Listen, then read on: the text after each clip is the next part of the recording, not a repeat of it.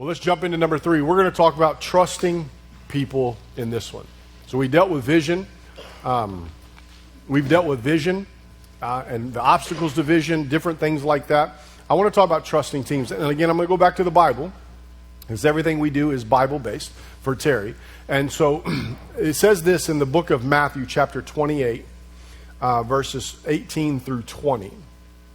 And it says, "And Jesus came and spoke to them, saying," and this is the verse of the Great Commission, so you understand if you've ever heard that. And it's Jesus is one of his last instructions to the church as a whole, not just to 12 disciples.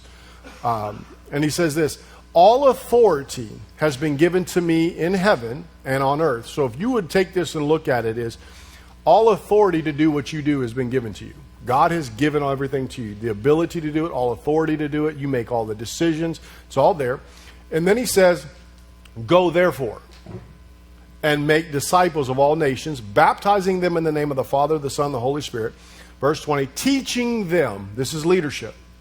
If you're working on it, you're more interested in the education and the instruction of the people that work for you than the task. You got to get to this understanding when you get biblical perspectives. "Teaching them to observe all things that I have taught you." This is leadership. So we're talking about trusting people. Jesus, in 3.5 years, took 12 knuckleheads. The Bible calls them uneducated, unlearned in the things of the Spirit. And what he did is he taught them. We're talking about fishermen. My son loves to tell the story this way. You know, when Jesus, the first time Peter and Jesus' encounter, and Jesus gets into the boat, remember that? And Peter goes out and he preaches and he uses his boat. It's a great story for businesses, by the way. If you get Jesus in your business will sink with the amount of prosperity that it'll come to it. Just by the way, I know y'all shake your head like, huh? Just go study your Bible, look at it in that perspective. But Jesus gets in the boat and he uses his business to preach. You'll use your business for souls. God will fill your business. That's a sidebar. That was free. That costed you $0. Jesus does it, gets into a fisherman's boat. Anybody ever heard of a sailor's mouth? Fishermen, them boys don't have good mouths. You know, they just say whatever they want to say. They got all kinds of language coming out. He was telling the story to Brett to this day. It was pretty, I love what my son. I was like, man, I ain't never seen it that way. Why not see it that way? I would have loved to read the Bible like that. So could you imagine Peter? Jesus says, "Hey, put down your net." He said, "We fished all night. Don't you know I'm a professional? I know how to do this. I've been fishing all night." Could you imagine telling Jesus that? But he ain't a disciple yet. And he comes and he says, "All right, at your word, I'll do it." Okay. So he lets down the net. What happens? He catches a fish so large. The catch is so large that a boat begins to sink, that he calls in all of his friends because there's so much there. Jesus takes a man that's a fisherman that's probably blankety blank, blank. Wow, this is amazing. Blankety blank, blank. Blank, blank, blank, blank, blank, blank. God, blank, blank. Y'all know what I'm talking about. See, y'all used to be BC before Christ, just like me too. But he takes a guy and he makes him the person that the very first message of preaching of salvation and repentance, he wins 3,000 people in one message. The same guy that betrayed him 3 times before he was hung on the cross and the cock crowed. That man, Peter, he trusted. If you know anything about Peter, you ain't trusting him. You would look at Peter and say, "Bro, you ain't figured out what love is." I mean, he cut the soldier's ear off. He's always trying to prove that John isn't good enough. If you know your Bible, who's the beloved? You know, before I really read my Bible, I thought it was Peter, because the Bible's all about Peter. And then I realized it's John. But Peter, at one point, was trying to outrun John to prove he was faster and better. Peter's a great dude. He reminds me of myself. You know, he says things that are stupid. "I'll give my life for you." And Jesus looks at him and says, "Yeah, you're going to betray me." Could you imagine? He cuts an ear off. He's a great dude. Walks on water. Great dude. That guy, in your business, you would look at him and be like, "You're costing me way too much money. I can't trust you. There's no way I'm leaving my kingdom to you. And I'm out of here. Like, I'm no longer here. Could you imagine a full-time vacation and leaving it to a guy like Peter? You would not be on vacation. But Jesus, the Bible says, he's sitting down at the right hand of the Father. He's praying. I know why he's praying. He left it to Peter. Talking about trusting teams. Just think about it. That was a good revelation. I got to write that one down. Here's what I want you to understand is that Jesus taught us this thing. Is the amount of time that you spend with people isn't the priority. It's what you do when you're with them. It's the amount of effort you put into training. It's the amount of effort you put into giving them explanations and instructions. In the book of Mark, chapter 4, we understand this verse. It says that he spoke in verse like 20-something. I don't remember the exact verse right now, but in the 20s, it says that to everybody else he spoke in parables. But to those that were closest to him, which was his 12 disciples, he brought them close and he explained everything to them. So for 3.5 years, Jesus and the 12 disciples, though he was preaching to the multitudes, we don't really know what all was said in the room, around the campfire, at the tent, in the top of the mountain. We don't know what all was said. But we do know this, that Jesus, everywhere he went, he took those 12 with him. We know that everywhere he went, and he taught and preached God, the message in parabolic mindset. But after the message, he always came back and spent time with the disciples. He was never too tired to develop people. And he wasn't on a time scale, because if you and I read our Bible properly, you and I, in the mindset of a natural man, would say, there's no way I would turn this whole thing over to those 12. There's no way. There's no way that they're capable. There's no way that they're ready. The reality is, if Jesus could do it and we're still being affected by those 12 men, yeah, Jesus died and rose again, but the reality, what if the 12 would never have done what they were supposed to? What if they never would have done and took the trust that Jesus put into them? What if they never would have stood up and spent 10 days in the upper room, waiting in Jerusalem in the city, waiting for that day of Pentecost? What if they would not have done that? What if they wouldn't have got filled with the Holy Ghost and they would have been quiet and didn't go out and preach the first message? What if we would not be doing what we're doing today? But Jesus was smart enough to know that the amount of time you spend with them is not important. It's the amount of information and education you take to that person. Training is the biggest key to success. You know, goals, and don't hurt your lack of reaching a goal doesn't create a lack of success. The things that destroy businesses are systems, not goals. If you don't have the right systems in place, that's what destroys you. The second thing that destroys you is the people actually working the system. And your systems are the things that you do every day. What you get in, when you get in, who turns on the light? Who turns on the air conditioner? That's a system. Those are simple systems. You come to church, you come to my church, we never run the heat. It's air conditioner city. People are freezing in the winter, like air running. I paid extra money so that they could put on, when it's 30 degrees, 28 degrees, 15 degrees outside, my air conditioner would run, it wouldn't freeze. I was like, I can't have heat. I get too hot. You're all looking at me like that. It's a system. Who turned the heat on? Sunday morning, literally, ask my son, who the heck turned the heat on in this church? Like, it's 30 degrees outside, 40 degrees inside the sanctuary, and I'm wondering who turned the heat on. Because what's the system? Leave the heat alone. Because I promise you it'll heat up when you get in the Holy Ghost on. You start jumping and dancing and all that other stuff. It'll heat up, I promise you. But it's a system. It's a system. It's all systems. Who's going to make the phone call? Who's going to return? Who's going to write down the messages? Who's going to check the answer machine? Who's going to check the email? Those are all systems. And if you don't train people to do the system, that's why businesses fail. The problem is we're always overlooking the people that are doing the system, and we don't trust them to do it without our supervision. That's the hardest part of trusting people. Miles Monroe, if you've ever heard that name, he's a great leadership guy in the ministry. He died many years ago in a plane crash down in the Bahamas. But he said this one thing, and it sticks with me every day of my life, is if I am putting pressure on somebody, if my thumb is on somebody else, then my efforts are on them and I never can do what I'm supposed to do. But if I would remove my thumb from that person, I would allow them to flourish, and so would I. But if for example, if Mark was under me and I was here worried about what he's doing, watching him, checking on him, constantly asking him questions, that's thumbprint. That's putting pressure on him. That's overseeing him. That's putting effort into his life. He can't go no further than the task that I gave him. And if he can't go no further than the task that I gave him, and I can't go no further because I'm not working on myself or on the business, then our business is stuck right where we are. But if I would realize that I have done everything I can, I've given him everything he needs to learn, and I give him permission. I love these words. Permission to function. This is how I say what it looks like to trust people. I'm giving you permission to function fully in the area of expertise that you are doing right now. You got permission to function. And I'm going to go over here and give myself permission to function what I'm supposed to do.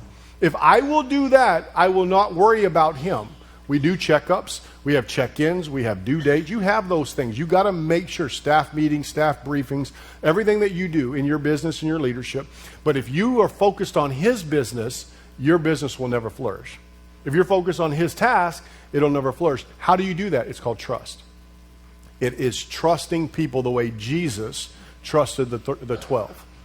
We understand that this is the hardest thing to do. What you need to do is ask your people this. This would be the great question. Do you like what you do, or do you love what you do? There's a difference in it. I get up every day. I love it. I used to not love what I do, but I love what I do now because I realized what I was doing is who I was. And it was all, not the what, but the passion that burns in me. I love it. But if you get up every day and say, I like it, that gives you permission not to go to work, not do what you're supposed to do. Ask your people that question. Do you love what you do? I don't want to interfere with anybody's life. So no, I'm not asking not one person. Do you love what you do? Let me ask you, do you love what you do? Pastor Derek, you love what you do? Sure you do. I mean, you gave up your whole business to do what you're doing. That's love. That means somebody's burning with passion. You believe in it. But if I looked at you and said, do you like what you do? And you said, yeah, I don't really love what I do. You know what you're doing? You're not giving your life for a vision. You're working for a paycheck. There's a huge difference in that. And if you're working for a paycheck, you're not going to be trusted. It's going to be hard to be trusted. And as leaders, we need people to love what they do. Yeah, but all I do. Listen, this young man, the 17-year-old that I was telling you, his name's Elijah. My son's Elijah, but this other kid's Elijah. 6 weeks at Chick-fil-A. He said to me, Pastor, I love what I do every day. I get to go talk to people. I get to help people. This is what he tells me. I love what I do. Like, bro, seriously? He worked for me and he didn't love what he did. I'm like, what's wrong with you, man? You should have loved what you do for me. No, he did. But it was a joking thing. But he said to me, I love what I do. I'm like, what do you do? He said, I steak French fries and I put chicken things in a bag and I take it to people. That you say, well, that really isn't success. It's complete success. Because the dollar doesn't determine success. The career doesn't determine the success. My profession doesn't determine success. Because we got a lot of people out there making a boatload of money but hate what they do. They don't get up every day and enjoy life. I get up every day and I'm on vacation. That's how I live my life. Because I love what I do. But he didn't say to me, Pastor, I just like it. He's like, I love this. I can't wait to get to work. Don't you wish you had people that say, I can't wait to get to church? I'm sorry. I'm not going to say it to you. Here's what I want you to look at. Like is rational. This is the difference in love and like. Like is rational. I got to think about it. I'm rationalizing. Do I like it? Do I not? Love is an emotional higher connection. It's like there's something that is fireworks going off on the inside of me. Just woo! 4th of July, you know what I'm saying? That finale. Boom, boom, boom, boom, boom, boom, boom, boom, boom. It's like, yeah! That's love. You want people not to be rational thinking about, do I want to work for you? Do I want to come in? Do I like you? Do I want to see you? No, I love everything about what I do. Here's the difference. Leadership. That's the difference in people liking or loving what they do. I asked that 17-year-old young man that's still a senior in high school, and I said, why do you think you love what you do? He said, Pastor, and he answered my question. The people that I work for believe in me. The people that I work for trust me at 17. The people that I work for are so fun to be around. This was what blew my mind. The people that I work for love what they do. You know what that told me? Is why do people at McDonald's like to go to work, but people at Chick-fil-A love to go to work? It's the leadership. Leadership will determine the attitude in the people that work for you. If you care about the person more than their job, you will get their heart. And if you can get their heart, now you can begin to trust them. Think about Jesus. When Peter, watch what Peter did. He said, can I borrow your boat just to preach the gospel? One message. Come on, man. One message and you got a boatload that's sinking yours and your friends' boats? What a catch. I would follow you as well. But Jesus didn't ask anything from him. He gave him the whole catch. It was all about him. Just let me use your life. It's all, and I'll give you everything. Wait a minute. But us as bosses, us as CEOs and managers, we're not interested in what we can give to our people. We're interested in what our people can give to us. Awful quiet in this Holy Ghost church, right? You know what I'm saying? But the reality is the difference when somebody likes to work for you or loves to work for you, it's not the person, it's not the job. It's the leader. And you have to ask yourself, you could do a thermometer check, you know what I mean? You could really check your leadership by asking those people that work for you. Do you like working for me or you love working for me? Most of them, if they're intimidated, they, I like, well, if they do that, they don't love it. So let me help you. Well, they said they did, but it took them 15 seconds to get around to the word love. Because they were wondering, am I going to lose my job? You know what I'm saying? So we have to realize if the difference is leadership. Leaders have to create an environment where people have the ability to express themselves and be real. Most people walk into work, a place of work or whatever that environment is in their life, and they walk in and they live two separate lives. They have problems at home, they have problems at their finances, they have problems in their kids, they have a whole other life. And they come into work and they know that all you care about is the bottom line. Now, by the way, if you heard my son, last night he was telling the elders of this ministry that he said, yeah, my dad's kind of like, he drives people. And I do. Because I need to get things done, right? And I need to get it done, and I need to get it done now. And I expect it to be done. Literally, because he lives on my street. Like, I have to pass his house to get to my house. And we get off at 4:30. Well, they don't show up till sometimes around 9 o'clock. Well, I go in early at 7:30, I'm there an hour and a half before everybody else on my team. Why? Because I can work in quiet. I like that, personally. But the office closes at 4:30. Well, the other day, he was at home, and because I drive by his house, and his truck was in the driveway at like 4:20. So you know what I did? You're cutting me 10 minutes. Like 10 minutes. Like he could do anything in 10 minutes anyway. But he was working for the government, so he figured he could just cut off at like whatever time. Anyway, I was like, it ain't government. So you know what I did? I FaceTimed my son. It's like, son, of course, he's in there acting like he's going to the bathroom, you know what I mean? And I said, what are you doing? He said, I'm going to the bathroom. I had to bring my daughter home. I'm like, do you know what time the office closed? 4:30. I said, it's 4:20. What are you doing at home? Now, mind you, that's the type of person I am. So I'm not saying that we just let people do whatever they want to do. But I understood. I'm getting to this trust issue for just a second. Let me just tell my story on my son. Okay. Tell you, I understand both sides of it. I get, you got to get things done. So trust is a balance between the work and the task, but the people.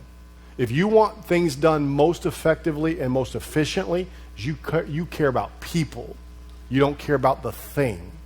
Too many people care about the task, the entity, the business, the organization, what we're supposed to do, getting things out on time. And I'm all about on time. Please don't hear me say COVID jacked up society is like, you're on delay. It's not here today. It's like, what's wrong with you all? The trees have not ran away. Trees, I'm sorry. When I was remodeling my house, I was like, what do you mean the lumber prices went up? They're still the same tree. I'm sorry, chickens and eggs, they're the same egg. They're the same chicken. Why am I paying $5 for an egg, right? So you ask those questions. But for me, I cared about his heart, I cared about his daughter, but I also cared about the work. So there's a balance in this. And here's what you have to say. You have to create an atmosphere and an environment where people feel safe, that they can do their job, but they realize you care for them more or at least as much as you care about the job. And when people do that, this is the level of trust, or the moment where you can bring the level of trust into your business, into your entity, into your organization, whatever that is. So here's the thing, what I mean by this. You got to create the environment. I've had more people than not ask me this one question. They said, and this is to me, it's the wrong question. Is they say this to me: how can I get the most out of my people? I don't know, maybe you've asked that question. How do I get the most out of my people? And I just respond this way. Well, they're not a mop. They're not sponges. They're people. In other words, they're not towels that wipe up wet floors. Like, I'm going to get the most out of it. That's the wrong mindset. If I'm going to looking to get the most out of something, that's the wrong mindset. It's a flawed question. Because they're not towels we wring water out of. We're not trying to get the most out of people. What we're trying to do is get the most into people. We're trying to pull the most potential out of them, not get the most out of them. The correct question is this: have I created an environment in which people can work at their natural best? That is please hear the words I'm saying. It's non-threatening to their potential. I'm a threat to every person in my office when I walk in. It was funny. Today I'm here. And I did a FaceTime to one of the guys that's in my leadership. I said, hey, I need you to FaceTime me at 9 a.m. this morning. I said, Pastor, I'm sorry. I had to take my son to court because he was speeding. I'm like, you just put a wrinkle in my day, and I got to wait on you. That's how I felt.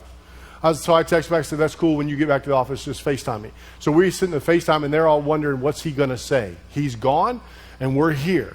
Right? And so what I had to realize is this: I'm not creating an environment of tension because I don't want my team tense. I want my team free to work and to flow and to do. And so he wasn't nervous for me to call him, even though he knew that we had a conference this past weekend. So we had Friday night, Saturday, and I left Saturday afternoon after the conference and came here. And anybody know when you have a conference, like everything goes wrong? You know what I'm talking about? You ever done something? Yeah. Anybody in production understands all of that? Things just always go wrong. And so he knew why I was calling him. And when he called me, you know what I did not do? I'm talking about creating an environment where people feel comfortable that they can flow naturally in their given gifts and the things in them. What I did not do is hammer him with what my problem was. I asked him about his son. Just teaching something real quick. Is more that times than not, bosses, managers, business owners, pastors, they don't care about people's family. They don't care about what people are going through. They care about why these things didn't work, why this didn't get done. He was tense already knowing, because he wasn't in town, he was in Michigan. And he was doing it remotely, which never works. So he knew why I was calling, Pastor. I just want you to realize, he knew that I was unhappy, ticked off, and frustrated. Sorry if I said ticked off, but that's really the way I was. So I said, how's your son? Tell me about the court date. He said, I was Judge Shoemate. She was a good friend of ours, a judge. It's always good to have judges as friends, I'm just saying. Especially when you have three knucklehead boys like me, you know what I mean? They were speeding all the time, and so, it was like she helped me out, thank God, right? You know what I mean? And so we talked a little bit. We talked about his weekend. We changed the attitude of my irritation, which he knew it. But I got him to a place where I understood now he's going to be able to receive from me. I'm not attacking him. I care about him. That doesn't mean I did not attack him. But he realized I cared about him and his family. I created an environment. Listen to what I'm saying. Trust requires an environment that people know you care about them, not just the task. I am a task-driven guy. I'm a focus-driven guy. I'm vision-driven. And everything that doesn't work to get my vision accomplished bugs the fire out of me. And my team knows that. But this is the one thing I want you to hear me. You will get more out of your team when you create an environment that you trust them.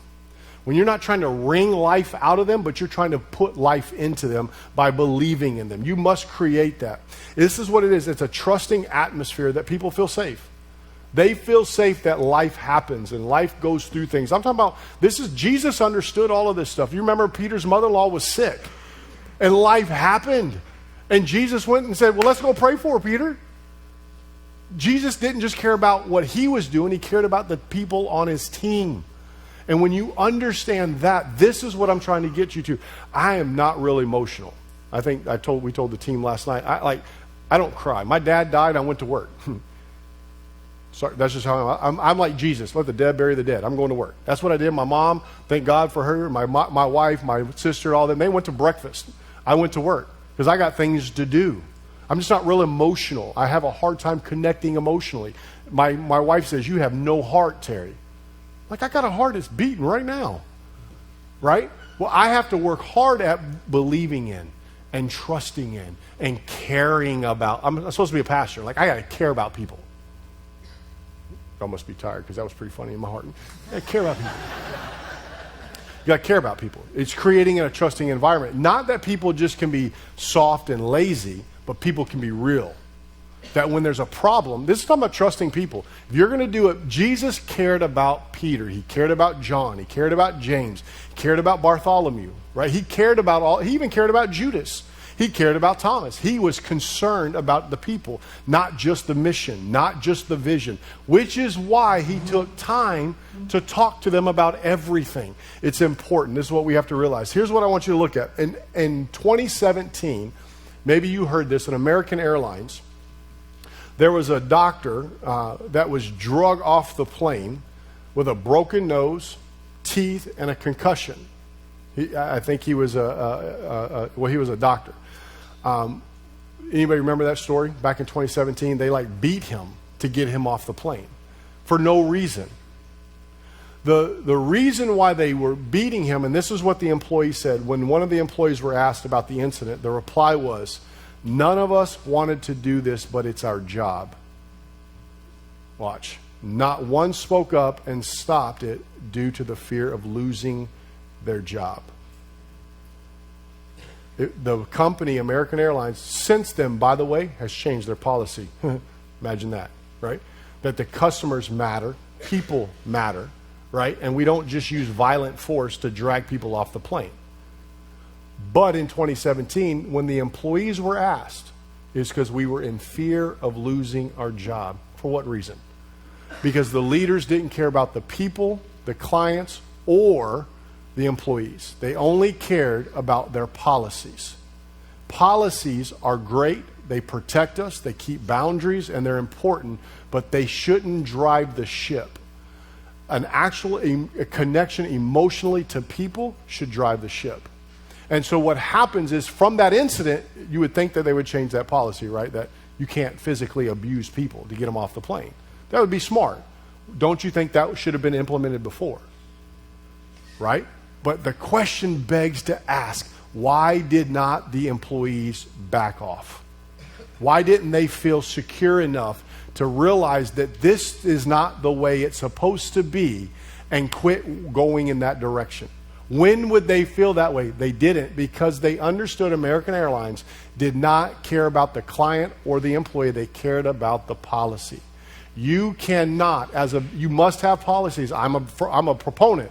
You must have systems and processes and strategies. You must have for great success and boundaries. But when those things trump people, you're completely out of order. Listen, a lack of confidence in the leader creates problems for the company, the customer, and the employee. That's what we found with American Airlines. They had no trust in their leadership. They didn't trust that the leader would keep them on the job if they made a call in the field.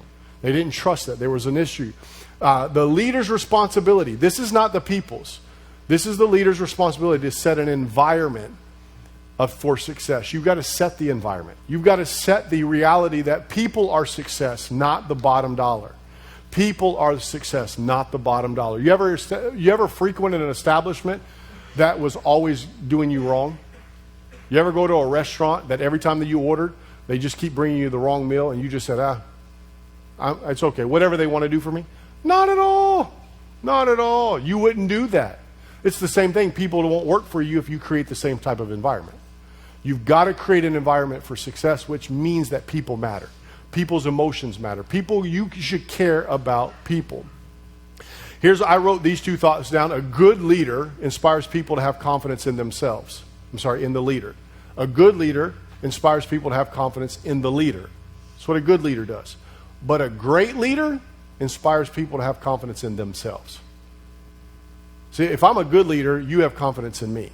But if I'm a great leader, you start having confidence in yourself. There's a difference between good and great. I don't want to be good. Good to me is mediocre. That's just my opinion. Oh, you're good. Good never wins Super Bowls. Good never wins the major leagues. Good never wins the NBA championships. Good never wins the World Cup. Great does. Greatness is the key to success. And how do you do that? You inspire people to have confidence in themselves. I also wrote this thought down, and maybe I've heard this from somebody else and I just don't remember, so I'm just going to steal it if that's okay with you. People will work for a paycheck. They'll work for a paycheck. People will show up. Maybe that is not so true in everyday society today, but may we not be those people. But people will work for a paycheck. But they'll give you their life for a vision they believe in and a person that values them. I probably underpay all my employees at my church. I'm pretty sure I underpay them. I'm definitely sure I underpay them. But they're giving me their life because they believe in what we're doing and they know that I value them. They work overtime. They work weekends.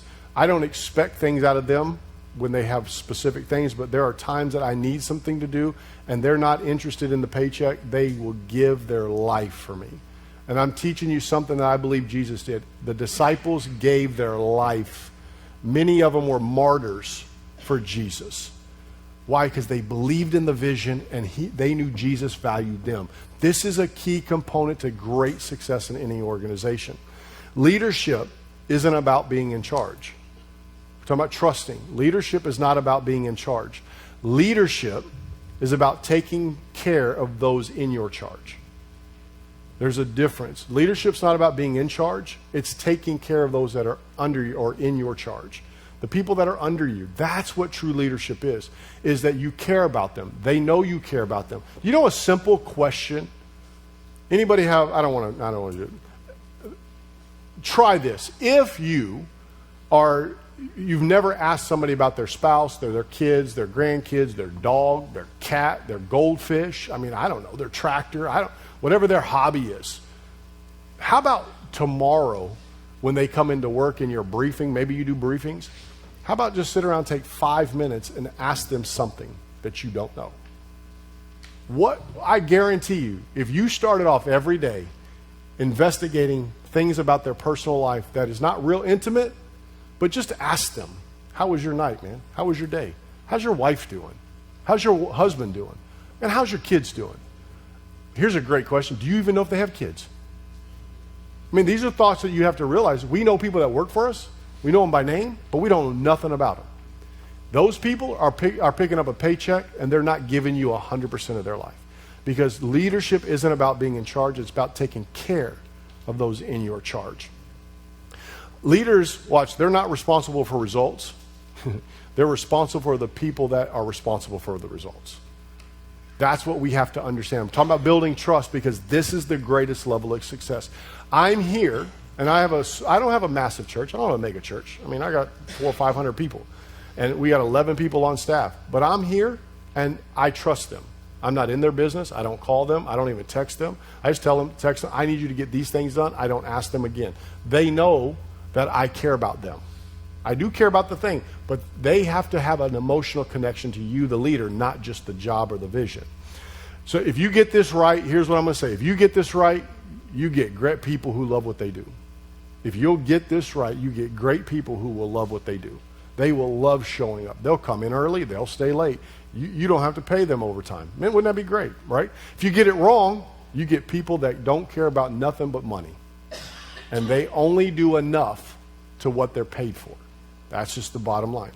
Almost always when there are performance issues or customer service issues, it's the leader. Almost always. You have to understand this.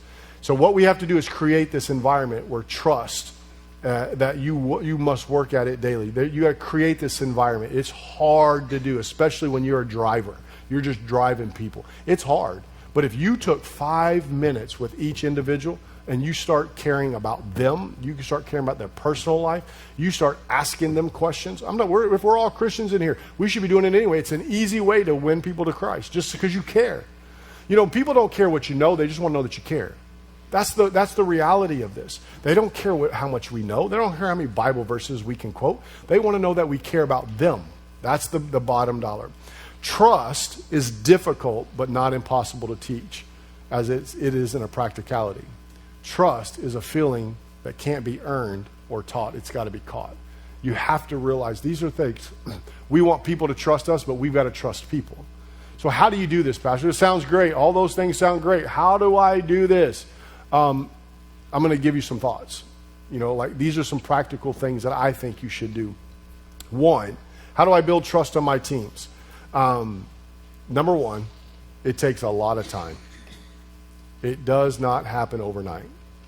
It's just like my friends right here that are all jacked up and everything. They're great security guards right here. I mean, these, just look at them, and it's like they're like bouncers. These are guys I want around me when I'm going somewhere. You know what I mean? But that didn't happen overnight. That's effort and time and work. It takes time to build and look good. It takes time, right? It'd be great if we were all birthed like that and we just all had the genes to do it, but it ain't happening that way. It takes time. It takes time. It takes time. You see something that you want, and you want it like this, do we not? Because we are a drive-through society. We're a microwave society. We are we're like lobsters and shrimp of the world, because people in every other country, man, it's culture. It's about time. It's about communication. Anybody know what I'm talking about? You travel to any other country, man, their drive-thrus don't work. Like, they don't even put McDonald's drive-thru in Honduras. They don't put it in Guatemala. They don't even put it in Uganda. They don't have drive-thrus. You got to go inside, because the culture doesn't have a drive-thru mindset. But we take that same mindset and put it into life and business. Things have to happen that quick. And we get mad. Anybody go through a McDonald's and they say, sorry, it's going to be 5 minutes. I thought this was fast food, bro. What do you mean 5 minutes? Hot and ready. Anybody know what Little Caesars? You all have Little Caesars? Hot and ready. They did away with that in our town. They don't do hot and ready. It's an hour wait. It's like, what's wrong? Because we're that type of people that we don't want to wait. We don't want to take the time. We don't want to give the effort to do this. It takes time. The second thing is, it requires honest and supportive. To trust people, you have to be honest with them and supportive. I'll give you just one quick example. My associate at my church did our message yesterday at our church. And so I talked to my wife, who is, she's like the most critical individual you could, you don't really get an honest opinion. You get her opinion. You know what I'm talking about? So I didn't really ask her, but I did. How'd it go? Seriously? She says what she said. Don't ever miss a Sunday again. I was like, that's impossible. Like, what do you mean? She says, you're just going to have to watch it. This is the worst thing I've ever heard. That's what she was telling me. I was like, no, it's not that bad. It can't be that bad. So I listened to it, and I was like, it was that bad. So I texted him this morning, and he said something I didn't agree with biblically, and I said, go watch these 3 minutes and tell me about it, what you think. And he sent back, horrible, undoctrinal. I don't know what I was thinking. And I just said, FaceTime me. He didn't FaceTime me for almost an hour. But here's what it was. Honest and supportive doesn't mean you just give them freedom to do whatever. The honesty is whatever you don't confront, you can't change. So you have to be willing to be completely brutally honest with somebody, but also supportive. I could use another word, what Jesus did in John chapter 1. He came in grace and truth. It's what it looks like. It's true, which is honest, but grace that undergirds them so they don't just feel worse than. It's literally, I made him feel worse than, but then I built that thing up today. And I told him, I said, that was the worst I've ever heard. It was boring. It didn't do anything I asked you to do. I'm just being honest with you. It's called being trusting and transparent. And this is how you do it. Because I told him, I said, how could I ever leave you again? That's how I opened it up. How could I ever leave you again? How could I ever trust you? And then it come right back to, listen, it's okay. We all make mistakes. We all fail. We all bomb. I trusted you. I gave you permission to function. So it's really not your fault. It's my fault.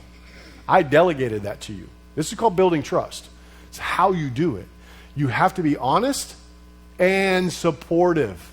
Because if I'm just that brutally honest, which I can be, right? I can be very honest with people and it really hurt their heart, and which it was. But if I don't come support that now, I won't build trust with him. He will not trust me again. He will be fearful to ever preach again. He won't ever ask till you get the pulpit. And if I ask him to, he'll say no, he's got a sore throat. I don't know what he'll do.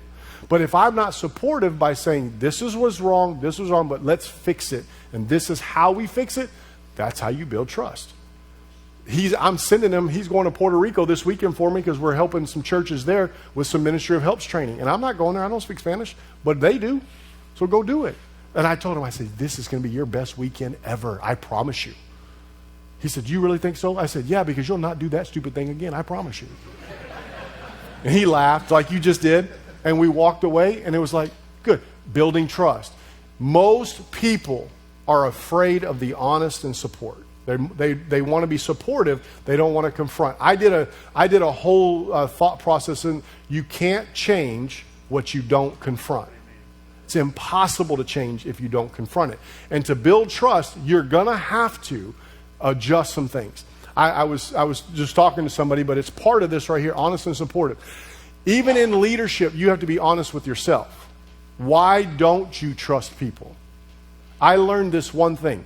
There's certain things that I don't do anymore that I gave it over to somebody else. They don't do it as good as I did. And honestly, anybody feel like the way I feel? Nobody will do it as good as me because I'm that prideful and egotistical and arrogant in my own brain. Maybe you're not. Maybe you're perfect. Pray for me, James 5:16. I'm confessing my fault. But the reality is none of us think that somebody else can do it better than we can. We're just two prideful individuals. The reality is if this brother right here could do what I'm doing, if he could do the teaching, so hey, we're going to go down and help a pastor, and you're under me, and you're going to go speak and teach a class on the Ministry of Helps and give 10 sessions, and you can do it 60% as good as I can, go do it. 60% is all I need. 60%. Can he? Sure he could. I gave him all the tools. It may not be the way I do it and all that other stuff, but he's 60% as good as I am. Go do it. Why? Because in that 60%, I can take that 60% and the 40% that's wrong, I can be really honest. I can train it. I can educate it. I can pull out the good and tell what the bad is. I can't train somebody if I expect them to be 100%.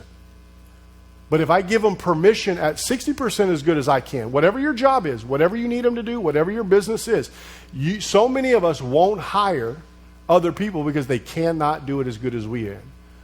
And I see a lot of people doing this because I was the same way. But the reality is, and when you give the understanding that you're hindering your own progress because you won't bring somebody onto your team that can do it at least 60% good as you, you're hindering yourself because you're the limit, you're the lid, you're the ceiling. You can't go no higher because you're stuck with all the energy in that one spot. And it's called trusting people, honest and supportive. That's the easiest way to do it, is when you tell them they're wrong, but then come undergird and help them, right? The third thing is, this is another one. That 60%, you got to build confidence in others. I got to trust you, man. My son, as I was sharing the story, like him painting walls, I hate painting, man. I was painting for 20 some years. I'm like, I'm done painting. My wife asked me, she said, you never want to fix nothing in my house. I was like, first of all, it's our house. But I understand what you're saying. It is your house. Whatever you want, that's fine. And she said, why don't you ever fix anything anymore? I said, because I don't want to be a plumber. I don't want to be a painter. I'm not called to be a plumber. I'm not called to be an electrician. I'm not a framer. I'm not a carpenter. I can do all of that. But I'm not doing it anymore. She's like, well, I'm going to go find me a handyman. Now, if you know my wife, she's like, I'm going to go find me a hot, sexy handyman. Dude got rock. I'm going to have him do it with his shirt off. I'm like, I don't care what you do, sis. You want to go to, this is how I tell my wife. You want to go to hell, go to hell. It's your choice. I'm going to heaven. That's how I'm sorry. That's what I tell my wife, though. You want to go? I'm not going to hell for you, man. I'm good. I'm going to heaven, man. That's what I'm doing. But you know, like I was telling my son, I had to trust him to go do some stuff. And I didn't want to, but I had to give the confidence. I had to develop confidence in him. And it's not what he can do or what he can't do, it's in him. And here's really, when I don't bring confidence to people, you know what it really is? I have lack of confidence in my own training. I'm not even confident in what I've trained or my ability to train. So I'm not really against them. I'm actually against my own self. So this is how do you build it? Time.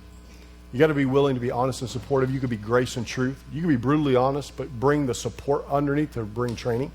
3, you got to learn to have confidence in others, which really equates to confidence in your own training. Fourth one is be very transparent. This is how you build trust. Be willing, kind of like I'm sharing with you my weaknesses. Like I love James 5:16, just so you know. Confess your fault one to another, pray for each other so you can be healed. I need a lot of healing. So I preach that way. I preach with a ton of transparency. I have no issues with it. Because when you're transparent, people will trust you. Most people here are church folks, probably most people. You ever had a fake pastor preaching? That you know that they're not living what they're preaching, but they tell you they're the best thing since sliced bread, right? I'm just not that guy, as you can tell. But to me, those type of people I won't follow. They're great motivational speakers, but they're not people I'm going to follow. Jesus was very transparent. Very much so. He was an open book. You could see there was no sin in him, but he didn't act like there was no sin in him. When he looked at the woman caught in adultery, what did he do? He was knelt down, drove in the sand. What are you going to do, Jesus? He that is without sin, listen what he did, cast the first stone. What did he do? He knelt back down and drew in the sand. He did not cast a stone. The transparency is the reality is I don't have it all right and neither do they. Willingness to be open and honest in my weaknesses so they feel comfortable in their weaknesses. I'm building trust. I need people to follow me and trust me even when I'm not perfect. You know, I think I am. Pastor Mark thinks I'm a perfect preacher. That's what he said. That's what I heard. He's got it on video. I told my wife tonight, I'm sending you the video. I want you to replay it every day. Just remind yourself. But you have to be transparent. You got to be willing to do that. Here's the 5th one. You got to learn to be a listener, a good listener. People don't need you talking all the time. They need you to learn to listen to them. This is how you build trust. Trusting, if you will trust people, the same way Pastor Mark trusts me with his whole church on Sunday and coming in and doing this leadership talk, we don't even know each other. But he's listened to me, and I've listened to some of his preaching, and we've developed a trust without a conversation, but just listening to the preached word, to what they've done. He talks to me. I'm listening. I'm getting to know him. He's opening up. Feels comfortable saying something to me. I'm saying something to him. And it's transparency. It's good listening. Why? We're trusting one another. Why? Because we're going to do some great things together. We really are. We're going to do great things together. But you don't do that unless you can listen to each other and be transparent with each other and realize I need you and you need me. And the last one is this. You got to model the behavior you seek out of your people. You can't say one thing and do something different. It has to be consistent. It has to be consistent behavior. Whatever you expect your people to do, you have to do. And I'm going to be honest with you, most people look at their boss and say, well, why don't you do it? In the church life, you have like pastors and their kids, they think they can do whatever they want to do. Like my kids think they can do whatever they want to do. We do these thumbprint things. You all got the little keypads. We did thumbprint. We were cheaper. We went to Amazon and bought these thumbprint things. So I told my kids, you can't have a thumbprint. Why can't I get back in your office, Dad? Because I don't trust you. Who do you think you are? Because here's what was happening. My kids thought they could do whatever they want to do because of Terry. I'm the pastor. I'm in charge. I'm the man in charge. And the people were complaining because my kids were just doing whatever they wanted to do. They weren't abiding by the law or the rule, if you will. The rule is in the back there's waters for our staff. And you kids are not my staff and everybody else is not my staff and all that other stuff. So we buy the waters for staff. And my kids are going back there taking all the waters. And then they're not drinking it. They take a drink, set it down. Take another, set it. You don't know. You're all shaking your head like, I know that. I know exactly what that is. So what I did is I cut that off. Because I couldn't ask my ushers and my greeters and my nursery workers to do something that my own kids weren't doing. So I had to model the behavior. Kids, you don't get no thumbprint. Just like so-and-so, Brother Johnny over here, don't get no thumbprint. Model the behavior. Do not create exceptions for anybody, not even yourself. If you want to build trust, you must live it out and not just say it. You can't just preach it and not live it. People won't follow you when you are fake like that. And so you're going to build trust. You're going to have to work. It's going to take a lot of time. You're going to have to be open and honest and be brutally honest, but don't just beat them. Pick them back up. Dust them off. Talk to them. Walk through it with them. Help them understand how to do it better. Do that. Be consistent. Model that behavior. These are the ways you build trust.